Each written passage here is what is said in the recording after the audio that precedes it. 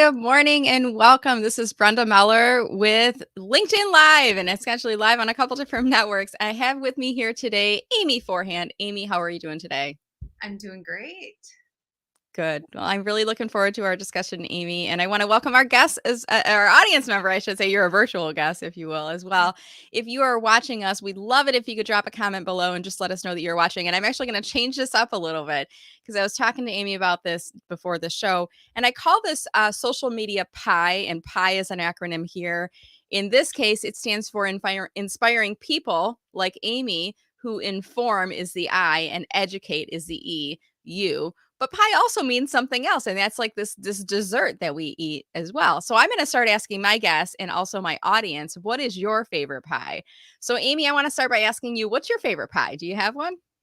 I do. And I don't know, some people might debate whether it's actually pie, but a New York style cheesecake always Ah, wins.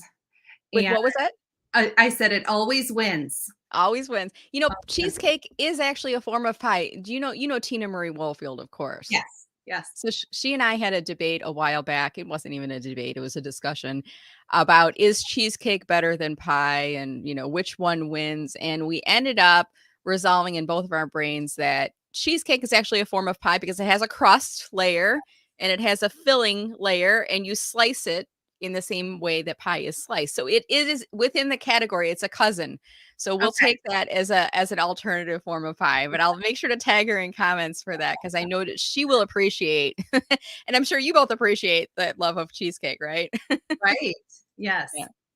Well, great. Well, we're going to jump in and have a discussion with all of you here today about going beyond engagement and growing employeeship. And I'm very intrigued by this topic. I'm going to, give the floor to Amy in just a moment. But before we do that, I want to just take a back step and remind folks how Amy and I met. And Amy, I feel like you and I actually met virtually first. I feel like we interacted a lot online and then we met. Was it the first time we met in person at the HR Unite conference in It Frankenmuth this was. past summer? It was. Okay. Because Yes. you came up and it was one of these like I think I know you. Where do I know you from? And you're like, I know you.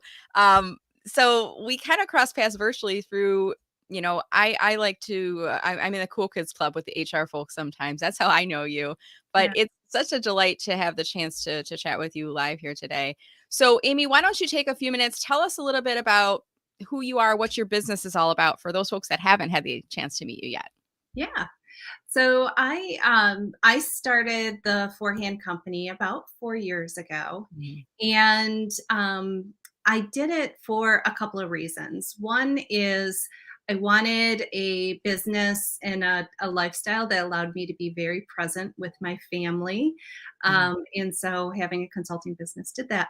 But I also did it because I have my passion is to enable the success of others. And prior to starting the Forehand company, I was in a leadership position. I thought I wanted to go to the top. And what I realized was I wasn't fulfilled being the leader myself. It was much more fulfilling helping other leaders and other employees find their success. So I started it with a purpose of helping to create cultures and employeeship, which we'll talk about, so that people can be successful in whatever their career pursuits are.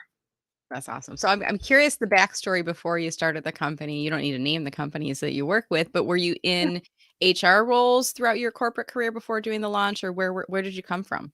Yeah.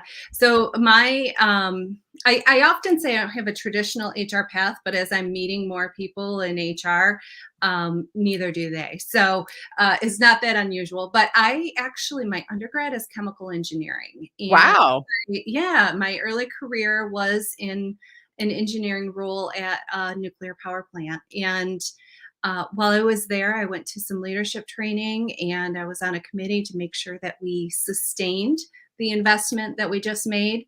And then I started leading that team and then I started leading that program. And in the nuclear industry, all of that falls into a kind of a continuous improvement area. Mm-hmm. Every other industry, it's human resources work. So I realized that was actually what I really wanted to do. And I made a career shift, got some formal education in organizational management space and business, strategy, and then I made the leap over to HR, and I worked in various HR functions for about 12 years. Wow, I did not expect that timeline at all. I was like, I'm sure she started in a traditional business role, but Yeah, was it chemical engineering? Did I hear you say that right? yeah, Wow, that's great. So, yeah, hey, everybody out there, it's not too late to find your dream, even if you started in one path, right? Is one of the, you yeah, can definitely make that pivot. And I think sometimes we have to kind of stay open to what the universe presents to us and lean into things that seem of interest to us. And they may lead you to an entirely different path. So let's talk today, Amy. And when I invited you, I said, pick any topic you want to talk about. You're the kind of person, like when I met, we just had such a great connection. And I think I immediately booked you for Inforum because we're fellow members of Inforum. Like, we need a speaker. And I booked you for one of my affinity group meetings. And then after that, I said, I want to keep talking to you. And you've got some great knowledge and subject matter expertise. So I said, come on my show and pick anything you want. You said we're going to talk about going beyond engagement, grow yes. employeeship. And I'm a huge fan of this whole concept of employee engagement, but employeeship, I've not heard that word before. So what does that mean? Yeah. Well, I joke that you haven't heard that word because I invented it. And I Did really you? no, I didn't, but I thought I did. And so when I was starting my business, I told you kind of where my mindset was on Yeah. why I wanted to do what I wanted to do. One of the things I owned in my previous role was employee engagement.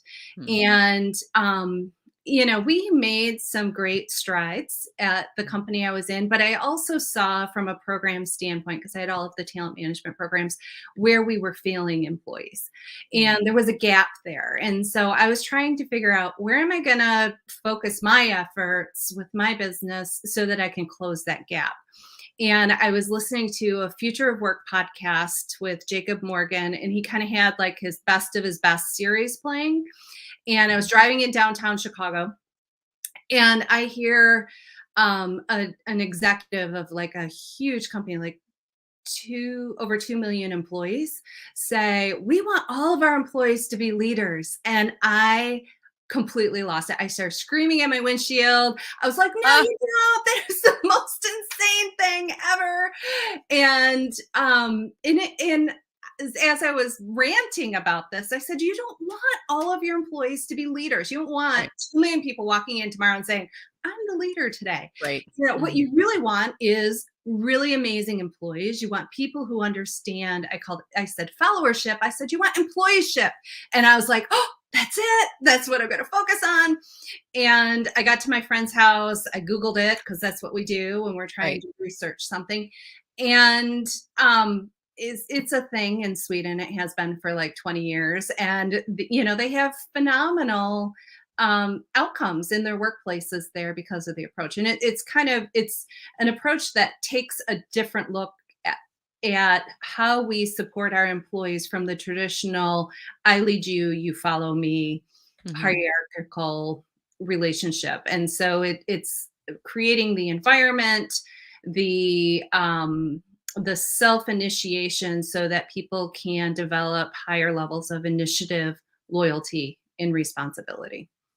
Wow, it sounds like a really great concept, and I imagine there's people watching that are like, "Yeah, we need that at my company." Well, I mean, I have to imagine this is where do you start? Can you just jump in right in the middle, or do you have to have leaders who are obviously open and receptive to these concepts? You have to Yeah. have, like, somebody who's championing this idea, but let's say there's employees watching this right now, and they kind of have some good rapport with their managers, folks on the leadership team. How do they introduce this topic? Because it seems like it's gonna change the culture, right? Yeah. And that is, I think why I like it so much is it, in a perfect world, you're going to have a culture that supports it. You're going to have Mhm, leadership that are really tuned into the talent that they're leading and supporting them in all the best ways. And then you're going to have employees who are bringing their very best and putting forth that effort. mhm, But the thing I like about employeeship is I wanted something that we could give to any employee. And we're all employees of somebody, right? mhm, We all are an employee first, and then we've got some sort of position. mhm. And that's why I like employeeship, because we can connect with everybody and say, just think about your particular position and role. Mhm. What are the skills that are going to be required for you to be successful in, be it a task, an objective for a year, or the overall scope of your role? What Mhm. skills are really necessary? And this isn't the 15 that they put on your job description, Right. which you're like, yeah, I can do all that, and then you All start. other duties as assigned, right? Yeah, right. There's no way you're gonna do those 30 things flawlessly every week, right? Right. It's Mhm. There's usually certain skills that rise above for different objectives that we have. So it's learning how to recognize those, Mhm. and then also looking and saying, "Okay, what are the relationships that what different roles am I gonna play in that? Mhm. And what are the relationships I need for that to Mhm. be successful?" Mhm. And if we can teach people how to identify those skills and then be deliberate about cultivating their relationships, we can give a lot of initiative back to the employees and not be so dependent on leaders to engage them. And that's why I say Mhm. it's moving beyond engagement. Engagement is like, oh, somebody's got to do this for me. Right. Employeeship is, I'm going to decide to be an amazing employee. Here are some tools I can use to figure out how to do this. And, we want to wrap around the other stuff, but we can help employees step into it a little bit more. So, and actually taking some accountability or some ownership for their jobs and for the success of your company is what I'm hearing. Does that sound right?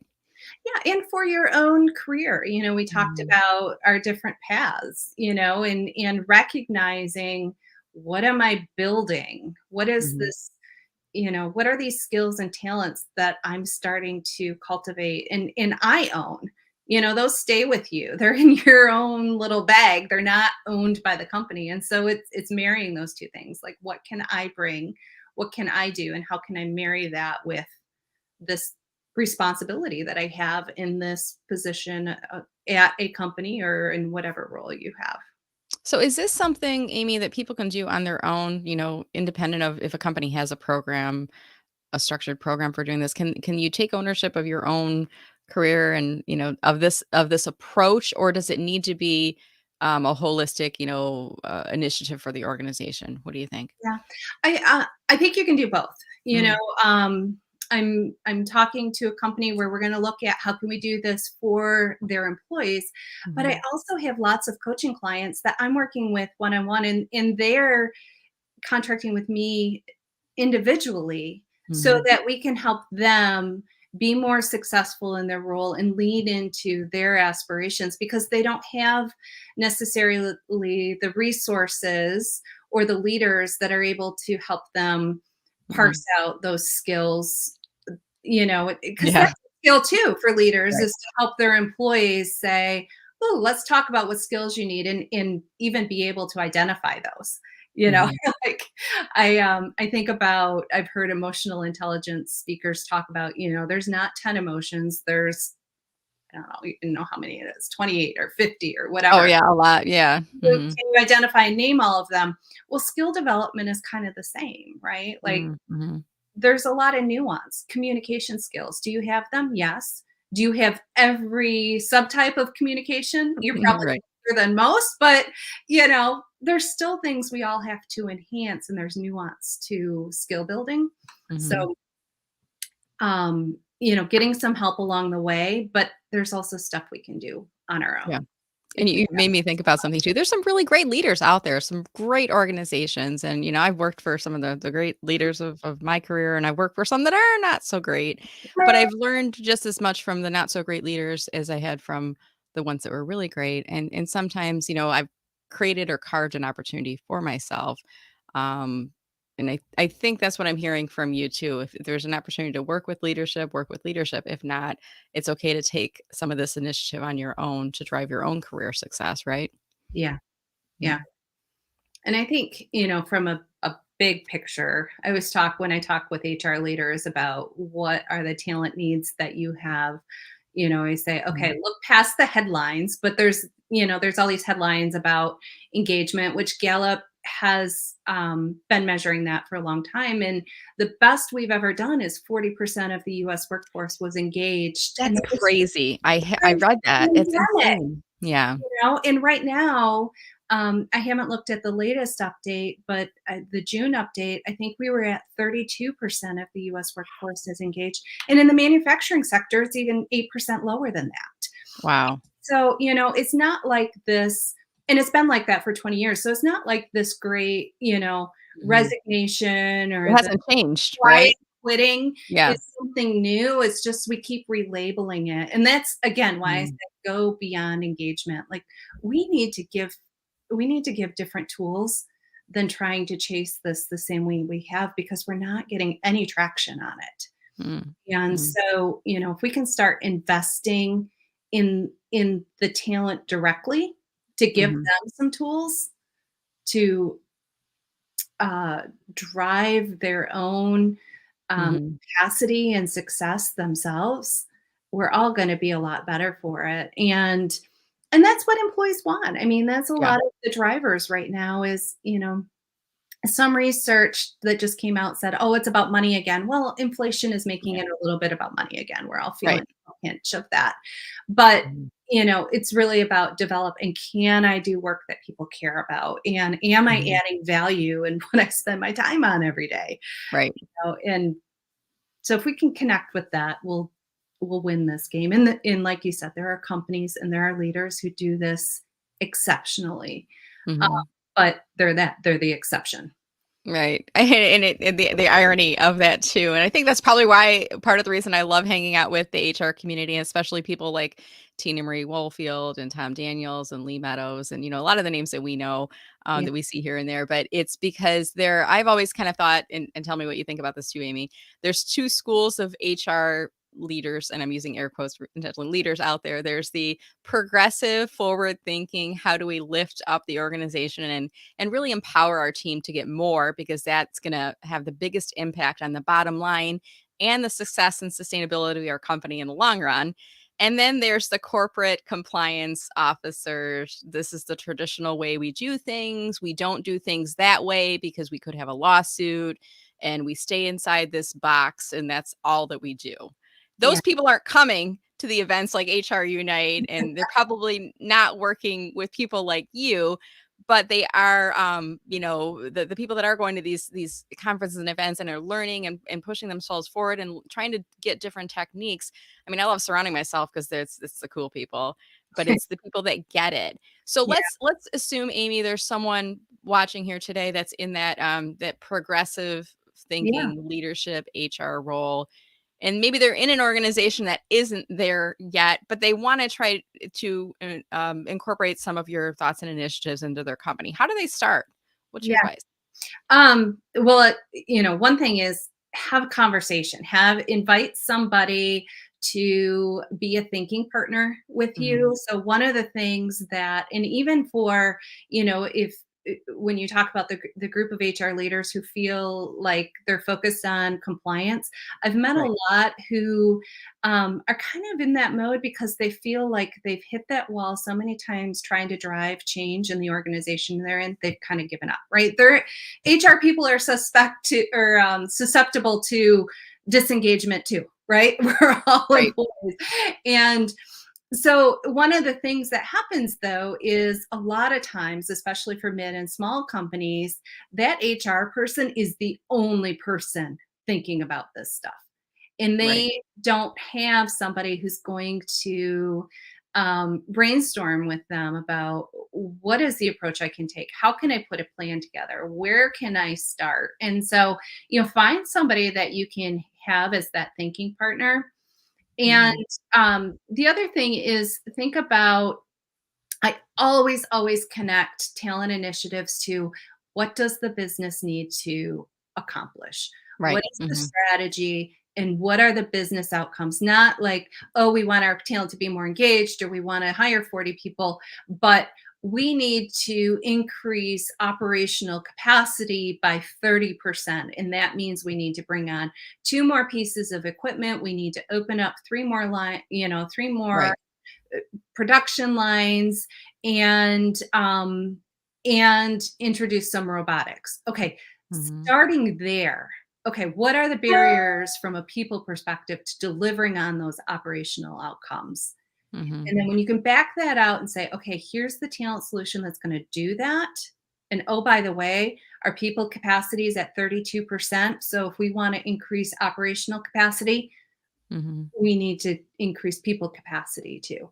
And Yeah. that changes the conversation with the Mhm. leadership. It's not about people and we just want to have everybody feel good, but it's Right. about the business goals. It's a financial discussion. You know, be best friends with your CFO. Mm. Like, Mhm. when we talk about skills and relationships that are critical, Right. where is the money, where are the money decisions being made when you want to invest in talent? Mm. Mhm. And so we think about, the financial officers are responsible for the financial performance of the organization. The operational officers are responsible for the operational Right. performance. The human resources or people or culture or whatever title is selected at your company are responsible for that capacity, the people capacity of your organization. And so Mhm. approach it from a business sense and change the conversation that you're having. And that gets a lot of traction with people because you're not just asking for the sake of asking or because everybody else is doing it, but you're Right. connecting it to an outcome the rest of the company leaders care about.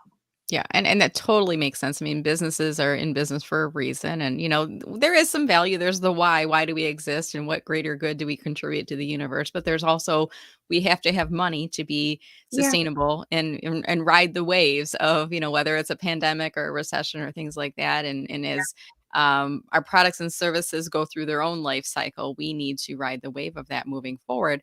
But I love that thought of being friends with the CFO, so that you can garner interest and support for your initiatives. Because you can have all these great ideas, right, Amy? But if you don't have people in the leadership team, especially people that are stamping that budget approval, you're not going to go forward, right? Yeah. So if we take it back to employeeship, like let's Mhm. put that in the model of employeeship, the skill Yeah. is you need to be able to influence. Mhm. You need to have some basic business technical skills. You need to know how to read a balance Mhm. sheet and a P&L Yeah. report and how you fit into it. And you need to, that relationship, you need to think about, okay, I'm an advisor, I'm an Mhm. influencer. And so what does that mean in terms of how you interact? And I'm Mhm. a partner. Yeah. So when we think in terms of those skills and relationships, it's not our job description. It's not responsible for performance management programs. Right. Yeah. It changes the way we look and think about what success looks like for our in Yeah. our employee role. And I have to imagine, Amy, that sometimes when you're having these conversations with people on the leadership team, having data points to back you up to say if we were to increase our employee engagement by X percent, it tends to have a plus X percent on the bottom line, or Yeah. reduce our operational expenses by. There's probably data points out there that help to support this type of approach. Would you agree with that?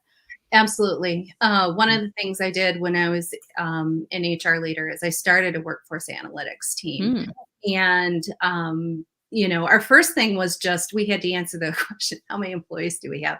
I mean, we had so many systems we were pulling from, we couldn't even answer that on a daily Wow. basis. We were like, okay, get your baseline metrics down, but then absolutely bring the data in. And I think that's where my engineering background really helped out. I also have worked in lean. And so understanding how you pull together analytics into that case for change really makes a huge difference. And we did that with our own engagement. I worked for a company, we had service centers across the state of Michigan. And I was able to take our engagement data, our customer service data, Mhm. and our operational data. And I pulled on one of our accounting statisticians and said, can you run a regression analysis for me and show me? Ooh. And we had Yeah. 3 areas where our engagement was low, our customer service low, and our operational metrics were low. Actually, there were 5. Yeah. And we were able to pinpoint it down to the specific leaders, and we were able Ooh, to I go love it. and Yeah. work with those 5 leaders Mhm. that ultimately affected about 400 to 500 Wow. employees, right, in Mhm. those areas, and make a difference. And so a year later, we saw those results completely change. And, when you can go to a leader and say, this is what we did. Here's the Mhm. actions we took. Here's the impact it made. Your customer service is up. Your Mhm. operational metrics are up. Your absenteeism is down. It's a game changer. Yeah. And Yeah. you're able to show the data points. I mean, numbers don't lie. Numbers tell the story, and I love when you went to that accountant and you said, let's do a regression analysis. My statistics classes from college, I was like, wait, I kind of remember that. Now, was the accountant like really happy because they get really Oh, into, they some loved people it. get, They were, yeah, like, yeah, they were, ooh, they cracking their were fingers. person who did the comp analysis every year and all of Yeah. that. So they're like, So "Oh, this is fun." you made me think of something else when you were talking there too about, the data points. So what are your thoughts on employee engagement surveys? Should we do them? Should we not? Is there a right or wrong way? Or what are your thoughts on that? I'm curious. Yeah. Um, I think you should always know the climate and the sentiment of your employees. Hmm. And, employee engagement surveys are a good tool to do that. The challenge is that the survey response usually is not very good. And Okay. so then Talk that talk more becomes about that because I've worked disengaging. for organizations and I've said, "Sh- we're talking, we're hearing the rumblings on the floor. Should we do an employee engagement survey?" And the HR leader said, no, because we know what they're going to say and we're not going to do that. Yeah, Let's talk more about this because I yeah. think this is an interesting So, conversation. and that's the thing, employees know if they have given feedback Yeah. multiple times and nothing has changed, Right. and it Mhm. just makes them mad. Like, how Mhm. many times do I need to tell you something's broken Right. and you're actually going to do something about it? So yes, I'll fill out your survey, and and then sometimes people put like, oh, we need 100% of our people to take the survey, and so then it's like survey by coercion, and so there's Yeah. just all of these things that can make it go sideways. Hmm. And with any program in HR, I always would go back to, why are we doing this? What is the intent and what is the outcome that we want to achieve? And Sure. so when we make it about the why and the outcomes we're trying to achieve, we can get ourselves away from tracking the check the box, Hmm. which is where it doesn't become effective. But Right. I will say, when I used to lead, and I had an amazing employee who drove this for me, but when we used to lead the employee engagement um, efforts, we had 10,000 employees. 6,500 of our employees took the survey, including our union employees, Wow. Hmm. and we would get about 4,000 comments back. I Hmm. read every single one of those comments Did you? Yeah. because I wanted to know I couldn't help 4,000 people's comments get better. Right. I could know what the big trends were, where our programs were failing them, and make, Mhm. and that, that was my role for that. But then I Mhm. was able to go and partner with the individual leaders and their HR partners and say, okay, for your Mhm. area, here are the really big things, and help them understand what are actions they're going to drive a difference. And that's the other thing, is sometimes people don't know what actions Mhm. actually are going to make a substantial difference in engagement. Mhm. Sometimes in it's so cliche, but we talk about like the ping pong tables, right? Right. Mhm. Oh gosh, yeah. Or the You pizza know, parties, right? yeah, or yeah, um we need to, have more picnics. Maybe, but there's Mhm. probably something, if that's a need, there's probably something even more fundamental that Right. is broken in the organization than just you're not picnicking together, Mhm. and Yeah. so if we stop at the picnics, we're not making a difference. Yeah. Um, I had one of my employees, and she knows I tell this story, one of my employees on my team, when I first got the team and we were talking about the first engagement survey we all did together, I said, "Oh my gosh, I was just in the service center and they put in popcorn machines because of the thing." And she was like, that was my idea. And I was like, Oh, yeah. well, No, I love popcorn, so I would have been pretty happy about that, yeah, but some I'm people like, are not popcorn lovers, our you know? building smells like a movie theater, but I'm not sure everybody likes coming to work anymore, you know, Oh, yeah, yeah. and or any better. And so we Mhm. had to do some education on our team, even to know, okay, here's what the survey said. What are the things that can make a difference in these Sure. low areas, right? Mhm. And it was more like my supervisor has a conversation with me every day, not Right. we have popcorn in the break room. Right. And there's nothing wrong with that, but you have to do both at Right. least and get to Yeah. those really fundamental things. Yeah, I love it. And it just makes me think like the question on the survey that may have led to the popcorn machine.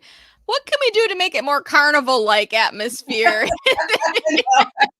I'm kidding. I love popcorn, and whoever Yeah, had the popcorn, I would have loved it. But yeah. I do want to shift this gears a little bit and invite our audience, if you're watching live right now, or if you're watching in playback later, I'd love it if you could drop a comment below.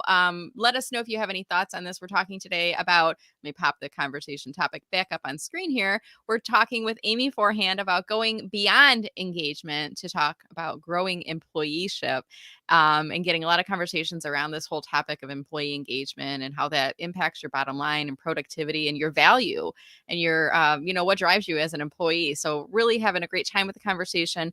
Even if you don't have a question, I'd love it if you could just drop a comment below and let us know that you're watching, because this is the great thing about live streaming is we can reach a lot of people. The hard part is we can't look into the audience and see who's watching. So if you are watching live or in playback, if you could just leave a quick comment below, that really helps us out to let us know that you are watching here today.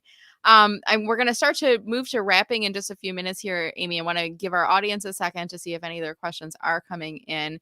But you were talking about surveys, and I think I know the answer to this, but should the survey always be anonymous, or is there, should you say put your name and email if you'd like to discuss further? What are your thoughts on that?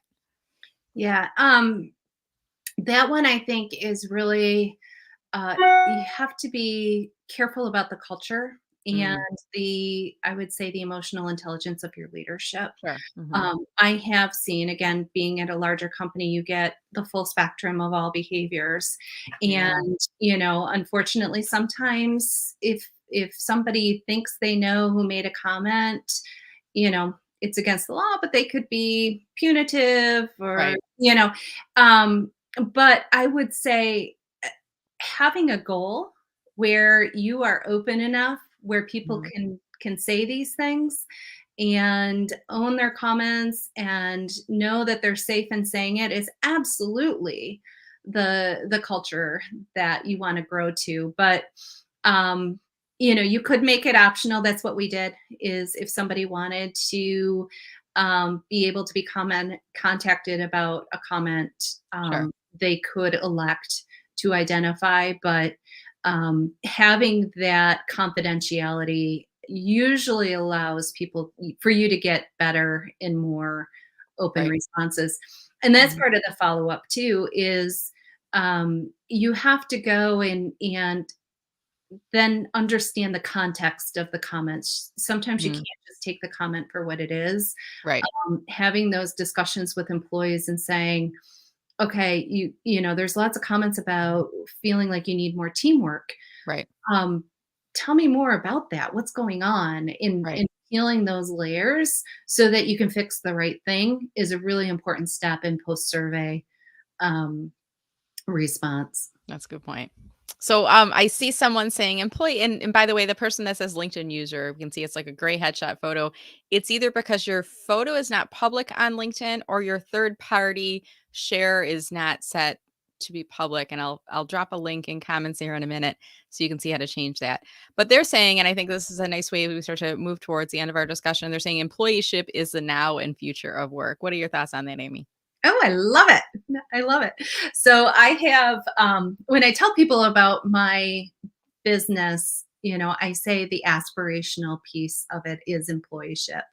Um, I want in now, it was 5 years when I started. Now I've got about two left, but I want us to be talking about employeeship Mhm. as a headline, as a thing that's making a difference in the workplace. I know filling a gap that exists in the workforce.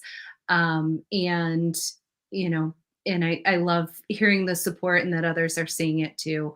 Yeah. I always joke when I say, "Oh, I coach talent to grow employeeship," and people go, "Oh, wait, what is that?" Like they're It not sounds really like good, right? we hear it and we're like, "Oh, I like that word." And I mean, people actually say that to me. I like that word because it makes sense, right? Right. And I say, "Okay, we know what a lot of those other words that have ship on the end mean, right? Right. Friendship, leadership." And so we Mhm. attach that to employee, and it's what I talked about. It's cultivating that skill and relationship to be a really amazing employee. That's And great. Something we should all strive to be. yes, So I know. I pulled up your LinkedIn profile up on screen here, Amy, and I want to ask the question. There's going to be people watching this either now or playback. Could be years in the future watching it. They're like, that was a great topic. So if they go to your LinkedIn profile, Amy Forehand, and I want to spell that out, Forehand. If you visit Amy's profile now, are you open to connecting with people? And if so, do you have any instructions for folks, Amy?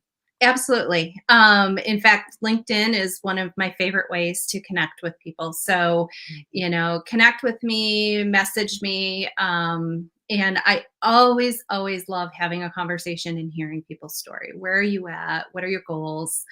What are you trying to do? And having those conversations.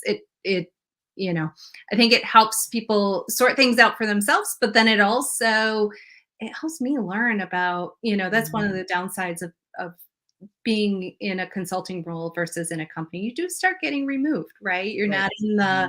the day to day of an organization, and so it connects me back with the realities of Mhm. what's going on. So I love reach outs and conversations. Awesome. And my advice for everyone watching, if you do visit Amy's profile and you invite her to connect, there's an option when you click on connect that says add a note, or there's like a blue send button. Always click on add a note and just say something like, "Hi Amy, I enjoyed hearing your conversation with Brenda about employeeship." Like give her some type of a reference point where you heard of her and what brought you to the profile. I always find this is really helpful, Amy, because as we connect with people, sometimes we forget, where did we originally connect with them. And you and I, in the pre-show, I was like trying to figure out, where did we originally connect. And thanks to LinkedIn, and I'm going to make this a little bit Yeah. larger so folks can see this. I can see back in February of 2021 was when we first connected. And was it because of Inform that we connected? I didn't reference that in here. We must have had a good conversation You because I know, just said happy to connect. You I remember what it don't was? think it was. I think, and I remember first seeing you so early, when I was starting my business. I was working with Carol Eckerly. Oh, yeah. Mhm. And so she and I were doing a lot of discussions about like my own LinkedIn navigation and how I was going to use that. And you popped up in my feed. And I was like, Carol, do you know this person? And she's like, oh, she's fantastic. And I was like, I think I need to know her and follow her. Yeah, And so I think that's how I think you just showed up, yeah. probably 'cause you knew. And the other thing I'm learning is these networks are, I kind of joke that I get in this hub of a network and I'm like, okay, I think I've completed the network, right? Oh, And you so know everybody, you go right? You're into there. like another kind of spoke and hub. It's almost like the airport system, Yes. right? Mhm. So Yeah. Well, I pulled up Carol's profile too because she's got a little bit of a tricky spelling if folks want to connect with her. She is one of those people that is just like a universal. She is one of those spokes that brings you out into to new yeah, and other people yeah, too. So yeah. thank you for sharing that. And I want to pull up your website too, Amy, because as we start to wrap the conversation, there may be people that are like, hey, this is a great concept, this going beyond engagement and growing employeeship. And they may be interested in learning from you or maybe even working with you. So can you tell us, what are the services or programs that you offer for organizations or for individuals? Yeah.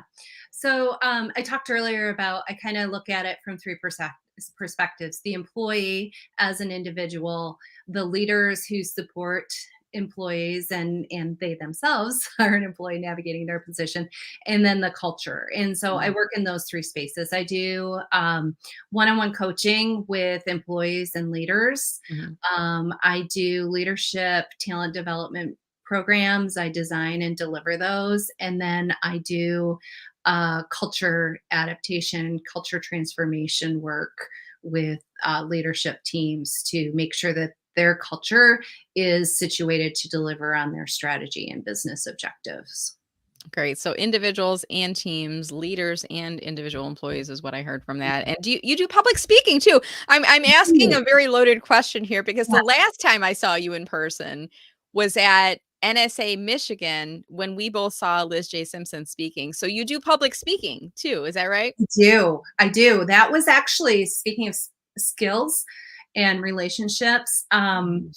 another relationship. So I announced I had the Forehand company, and a former colleague of mine called me, Mimi Brown, who is a Mhm. phenomenal keynote speaker, called me and said, Amy, I see you're going to be a speaker. I said, no, I'm going to be a consultant. She goes, no, you're going to be a speaker. I said, no, no, no, no, just a consultant. She goes, you're going to be a speaker. You need to come to NSA.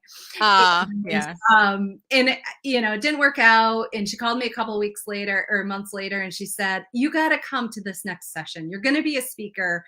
And so I went to an NSA meeting, which is National Speakers Association. There's a Michigan chapter, of which Carol, who we just talked about, is now the president of it. Yep. And Mimi was at the time. And they had an orientation for their Speakers Academy. And I was writing a check to enroll by the end of that first meeting I went to. And it was such a phenomenal experience and investment. And it's an Mhm. amazing group of people. Yeah. And you don't need to be keynoters. If you are a corporate trainer, if you are a leader that has to address your team, if you are, somebody that does LinkedIn lives, Right? Hey, um, if you're you a virtual presenter, hint, hint. people are listening, we're hoping. Yeah. And it's an amazing community. And Mhm. there's skills and competencies to speaking, and they help to develop that Wonderful. for you. So yeah, that keynoting business is another aspect that I am trying to cultivate and grow. So So what are the always topics? Because there having. might be somebody watching or listening to this. What Mhm. are the topics that you speak about? Give us like 2 or Yeah. 3 topics. So employeeship, uh, Mhm. this one. The other one is I have a really strong keynote on supporting our middle managers and Mm. driving impact for Okay. them. I have one on how do you develop? So, what does it take to develop again with impact? I always go after that. Like, you want value to be added at the end of the day. So, developing with impact. And then I have a great one for employees and leaders Mhm. to kind of sit side by side in, and that is cultivating really effective one-on-ones. And I call it, unlocking the leadership superpowers and designing your one-on-ones so that you're both getting out of the relationship what you need to get out of it from a. Okay, let's see how I did here. I'm typing this in and I'm gonna see if I got them. Employeeship was the first topic. Developing middle managers, did I capture that Yep, correctly? yep, Okay. Developing with impact was another one. yep. And then employee and leaders, the one-on-ones that you do, unlocking the leadership superpowers. How did I do? You did great. Part of the reason I do this, Impressive. Amy, I pull these on screen because all of us learn differently. Some of us are auditory listeners, we hear, and others are visual listeners. They like to read what's being said. And I also know because of the impact of this video, this LinkedIn Live right now is being broadcast live on LinkedIn, on Facebook, on YouTube. Eventually, it'll sit on a podcast where people aren't going to be able to see what's on screen. So that's why I'll spell out names and sometimes I'll repeat things because you might have said something and then they're like, did she say one-on-ones? Because I need some help with that. And Yeah. I think that's such a great topic. And I always used to tell my employees when I worked in corporate, when we're in our we do like our weekly one-on-ones and then we do our quarterly and annual reviews and semi-annual. And I would always tell the new employees would always get very nervous, Amy, in your one-on-ones and like when they came to mid-year or performance reviews. And when we would first sit down and say, how you doing today? And they would say, I'm a little nervous. And I said, okay, listen, you have no reason to be nervous. Anything that we talk about here today, you should already be aware of. This should not be a surprise coming in. If I think you're doing an awesome job, I should have been giving you kudos all year long, and you should be knowing that. If there's concerns or issues I have, I should have been telling you about this all year long. This should not be a surprise. If there's anything that's a surprise that we talk about here today, I'm a bad manager, and I apologize for that. And that would make them like, okay, all right, good. Now I'm not too worried. But I love that as a topic, and I might refer you out to others that host LinkedIn Lives or even for speaking engagements, if that'd be okay with you, Amy. Yeah, that'd be great. Yeah, That'd be great. awesome. And just, we were talking about engagement, just Mhm. a little factoid about one-on-ones. Yeah, If you have a weekly one-on-one with your employee, at least 15 minutes of conversation where you're focused on them and what they need, that is the biggest driver of engagement. I like that. That leader to employee one-on-one session, not like you're telling them all the things that you need them to do or making a list or Right. telling them what went wrong, but just how's your week been? What's been great? Mhm. What skills are really important for what you're trying to do? How can I help you? Yeah. Right? That I love employee. that question. Like the how can I help you, or what more do you need to get support? Because sometimes it might come up and they might say, well, I actually need some help with Canva if they're doing graphic design. I'm dabbling in it and I don't really know what I'm doing. Or I'd like to move up into leadership and I need to work on my public speaking. So where do I go to learn that? Yeah, And by opening that conversation, I think it's a really powerful thing. So yeah.